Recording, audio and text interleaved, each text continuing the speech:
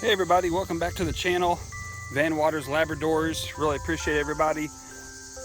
We are going to start off with Phoebe here, and little yellow female, and we are going to take her up to approximately 4 or 5 month old dog. She's going to be here for a while, and we're going to be working on sit, come, stay, heel, down, crate training, a little retrieving work, some swimming, and all kinds of fun stuff. So stay tuned for all that. And just to kind of fill everybody in, kind of what's been going on around here. My phone broke and I lost all my videos. Good potty, good potty. So we've been trying to get caught up, and we've been on the struggle bus. So ask for everybody's patience with that. But anyhow, we're back at it, and I got my new phone and we're going. So anyhow, I was able to recover a couple of the videos, but not all of them, because I backed up my phone at a bad time. Okay, so let's just get right into it. For those that are new to the channel, coming across these videos, please subscribe to our channels, hit the notification bell. We really appreciate it. Okay, so you get your puppy, you get him home, you got him in the backyard. That's kind of what we're doing here. And you take him, as soon as you get home, you take him right to the spot where you want him to go potty, okay? So I got Phoebe out, I took her to the spot where this is a location in my property, and gave her some time, and she goes potty, okay? So we do that same way with every puppy, okay? So now we want to get her used to being around us. We want her, get her comfortable with her atmosphere around her, and get her comfortable. So she, you only allow her to go places that you want her to go. Now, if you notice, I've got a leash and a collar on her because I want to have control over her the entire time. Okay, I don't want her to take off running in the yard and I have no control, especially if I was in a situation where I had no fencing. Okay, so collar, leash is a must. Now, if you notice, I got the tennis ball there to kind of play with her. Okay, now I've been having a lot of questions. Hey, we want to treat train our dog. We know Vernon, that you don't like to treat train your dog, but it's what works good for us, and we would like to treat train our dog. How do we start that? How do we begin that? Okay, so that's what we're going to work on with Phoebe here. Look how cute she is. She is just a bundle of just cuteness, I'm telling you. Okay, so I've got myself a little pouch on my side here. Here it is, right there. Okay, and let me open it so y'all can see inside. There you go. I got her food inside here, see there?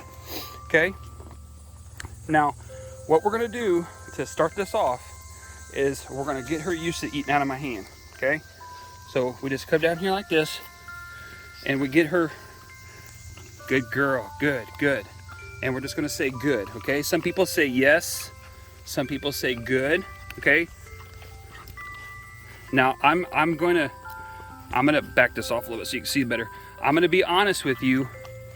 I've kind of cheated a little bit, and I kind of got her started a little ahead of the ball game here because I kind of knew what direction we were gonna go with her. Okay, so Phoebe will not be a treat trained dog, but we're going to treat train her for everybody to see how to do that. Okay, she's all amped up, and you can see that. Okay, so we've got a couple things here. And I want to show everybody when you treat train a dog, okay, you want to keep your hands flat, okay, because she has no idea where my fingers. She's going completely off of smell, okay. So you want to keep your hands flat.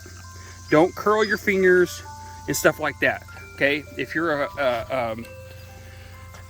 if you've been training dogs for a long time, you're a professional trainer watching this, you know how to curl your fingers to let the dog use their nose and so forth. But this video is not designed for professional trainers. It's designed to teach those that don't know how to train or have very little experience. Okay, so what we don't want to do, see how she's nibbling on my hand? See, that's what we don't want to happen. Okay, and this is why I don't like treat training, because we start this kind of stuff. So we're just going to work with her. If I can She knows. She's like, hey, you know what? Forget your hand. I know where the bag's at. Look at this. She's like, hey, I'm not interested in one piece there, sir. I'm interested in the whole bag. Good girl. She's a go-getter. Come here. There you go. Good girl. Good girl. Good Phoebe. Good girl. Good girl. So what we'll do is we'll just keep going with this. She is super smart, folks. She knows exactly where that bag's at, and she is going for it. So I'm gonna have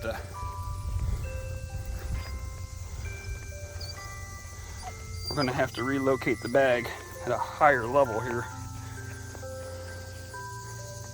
Well, let's try that. Okay. No. All right, now see how she's jumping?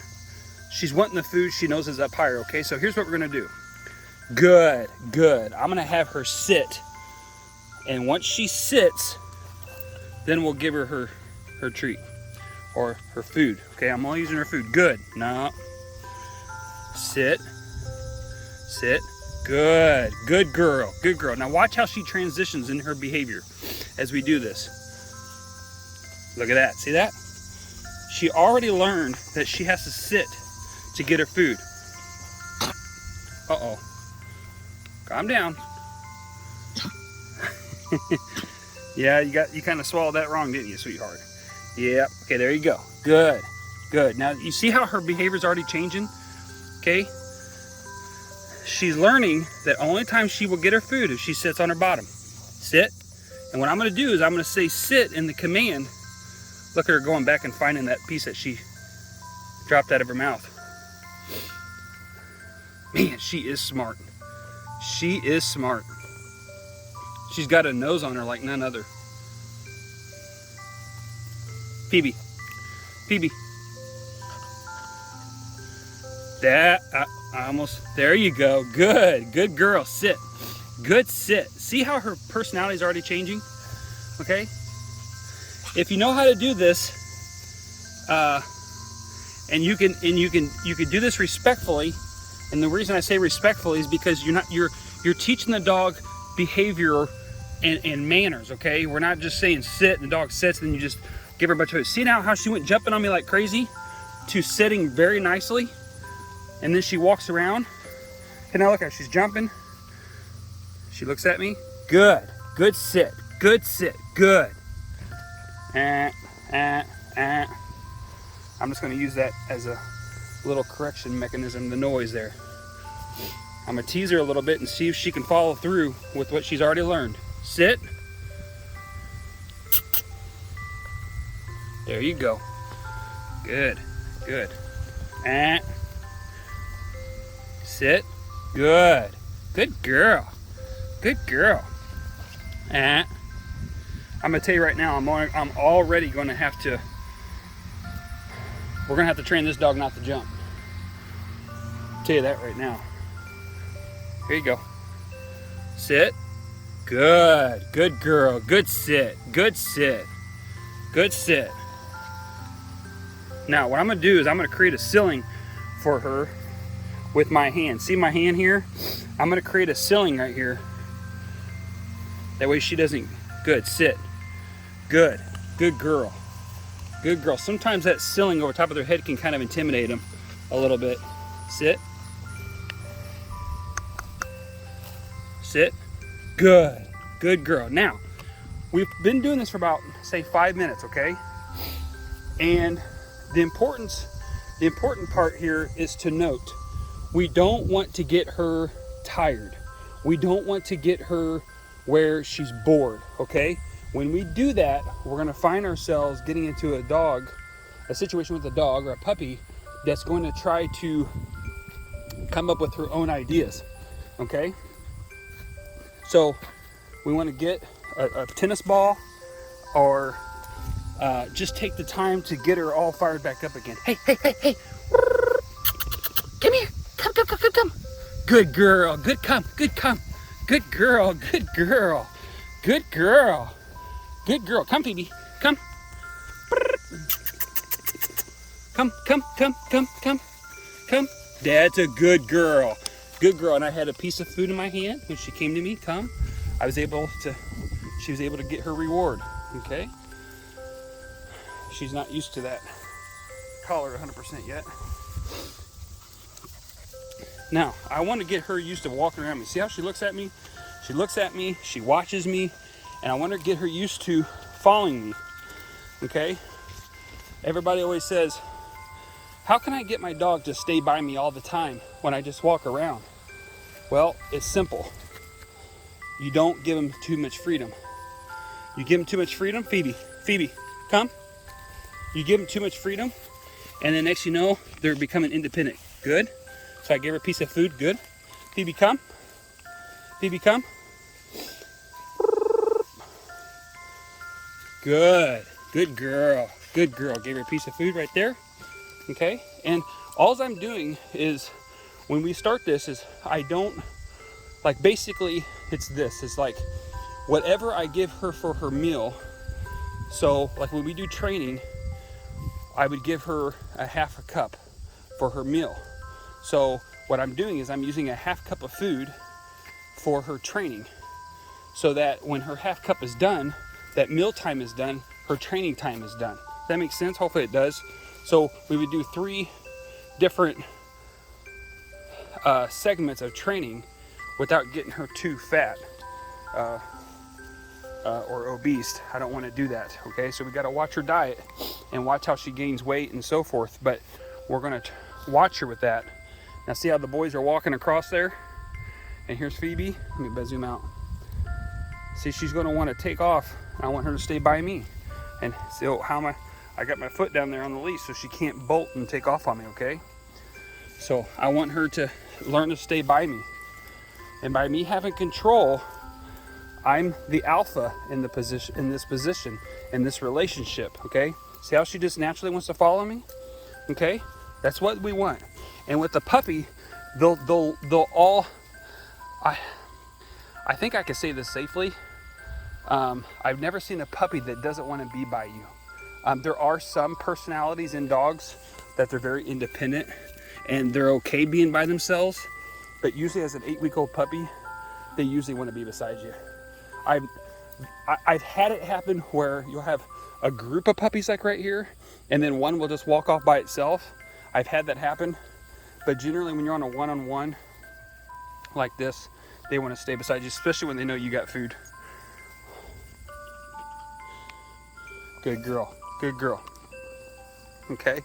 So again, just to kind of do a little recap, we get them used to eating out of our hands, which I've already done, kind of, so you guys don't have to see that firsthand. It can take some time, and to accelerate that idea, to get them eating out of your hand, to accelerate that, just back them off on their meal. So instead of them feeding breakfast, you'll put that food in your pouch or in some kind of bag. Let me show you this a little bit better so y'all can see this. But this is my bag.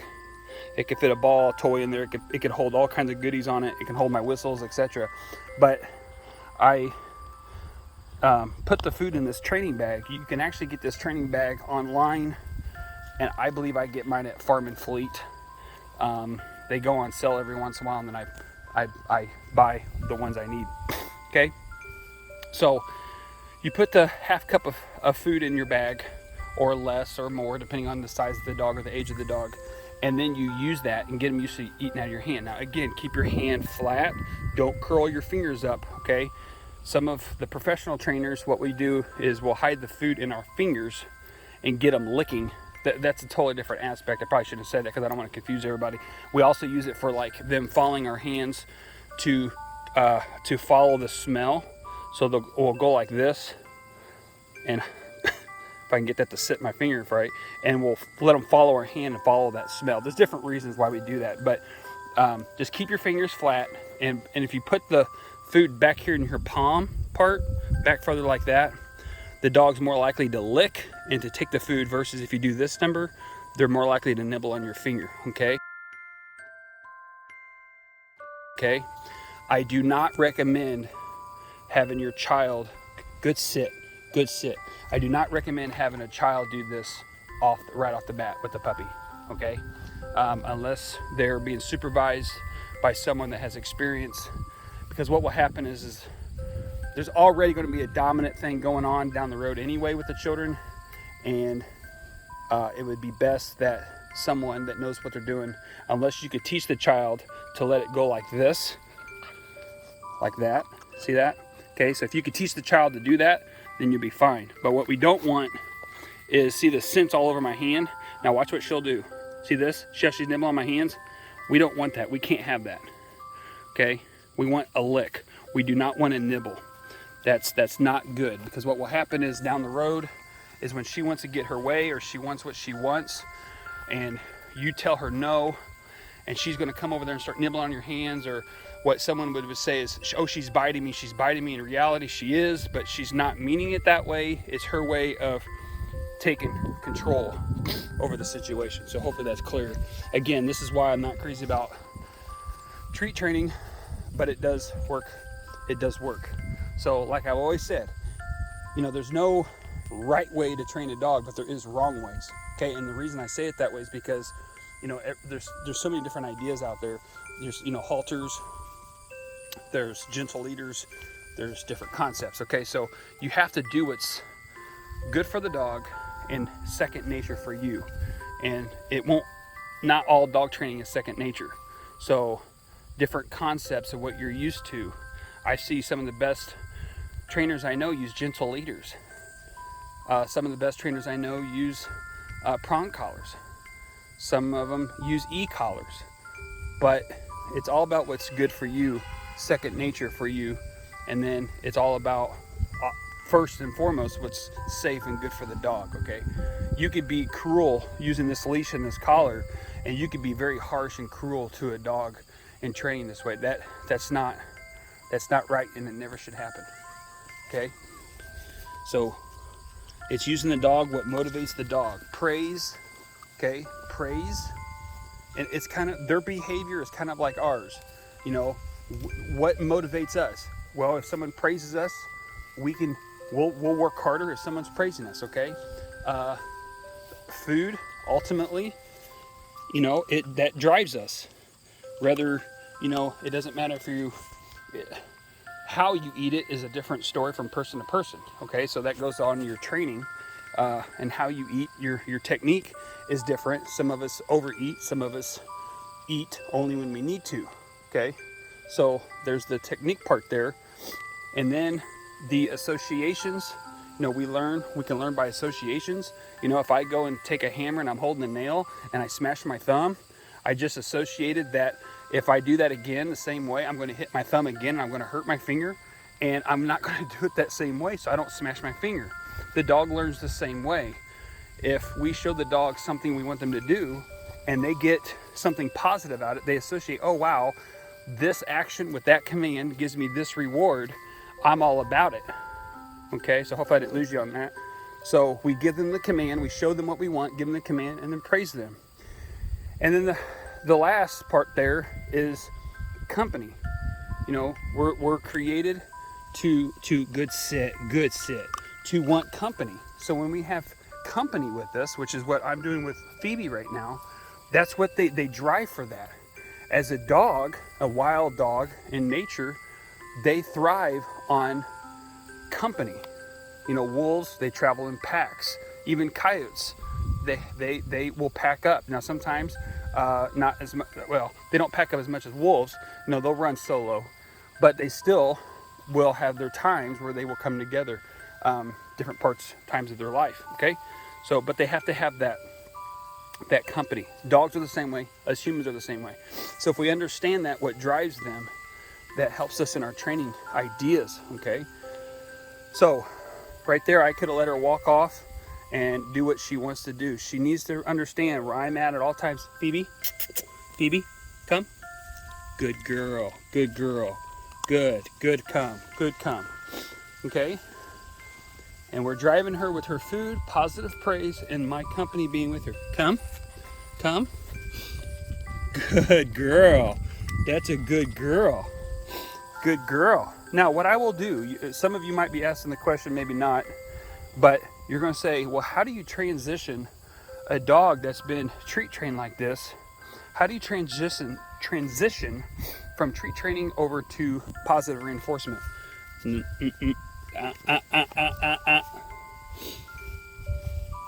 Sit. Good. Good. Oh, she got startled. The boy started the mule over there. Phoebe. Phoebe. Phoebe. Good sit. Good sit. Good girl. So I got my boy right here as a distraction, and my other boy way over here was on the mule, started up and kind of got her. He started up from behind her, kind of spooked her a little bit. So that's one thing good to notice, that we'll have to work on that with sounds from behind her. Okay, that's a part of maybe some therapy work there. I use, it's called TDI, Therapy Dog International. Look at this. See how her behavior is already changing? I use TDI, Therapy Dog International. I go by their guidelines on therapy work. And when a dog is sitting and you approach them from the rear, there's the mule right there. And see how she's watching it attentively, which is good. She's not afraid. She just wants to watch it, okay? Which is good. I'm fine with that. But it startled her from the rear end. So we'll work on that with her.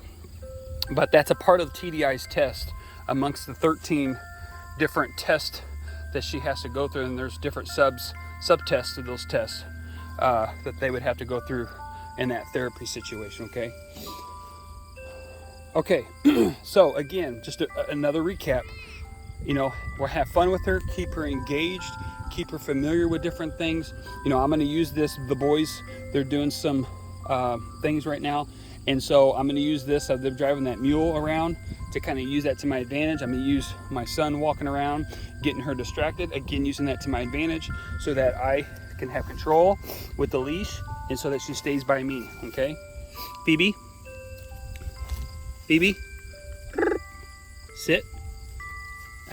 Sit. Good. Good sit. Good, good, good. Positive praise is always on the top of the head.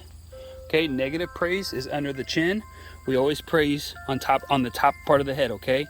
And this is another reason why I do not like treat training, is because your hand becomes the object. And they go crazy every time they see your hand. You can't even pet your dog because the dog goes crazy every time they see your hand because they think there's a treat in your hand. So everybody's gonna see why I don't like to treat train. But back to what I was saying about how do we transition this over to positive reinforcement. It's gonna be hard for me to show you this 100% because I'm actually holding the camera. But how we would do that is, she might have to go to the bathroom, is I would have her go into a sit position and then I would swing the collar around. Let me see if I can show it to you. Come here, girlie. So we'd say sit, and then what I do is I take her collar around and I would say sit with a treat and then go up with the sit as positive reinforcement. Good girl. Sit, sit, good. Sit, good. See that? So I'm saying sit with a treat, and then the positive reinforcement, pressure on, pressure off concepts is I would grab the leash, pull up, put the pressure on, release it. So pressure on, sit, once she sits, pressure off, and then praise. Good. Okay, so we're gonna stop on there. I've got pretty long on that. Hopefully that's very clear. You can ask me questions or make comments. Please subscribe to our channel about this. We're gonna kind of go through every command this way and kind of show you how we're doing that. But this is just getting started with her. Sit. Good. Good girl. Good girl. Good sit. Good sit. And give her plenty of time to chew and work through that, okay? So appreciate everybody watching our channel, supporting our channel. Again, what this is all about is train, train, train, train, train, train. Train these puppies so that they have a better start and that you guys can get these puppies and bring them into your home, and you don't have the stress of trying to start a brand new puppy. It's like, how do I start a new puppy? What do I do? And so forth. When do I correct chewing on the collar like this? When's a good time to start correcting that kind of thing? Okay, you know, she wants to walk away from me. she wants to start pulling, you know, we don't want that. When's a good time to do that? Okay, so I'm just gonna come down here, I'm gonna give her the alternative. Do you want to chew on the leash or do you want food? Okay, there's no correction there. I mean, there is indirectly, but I'm not sitting there, you know, trying to yank it out of her mouth and different things like that. Now, when it comes to pulling out of her mouth, that will come later, you know.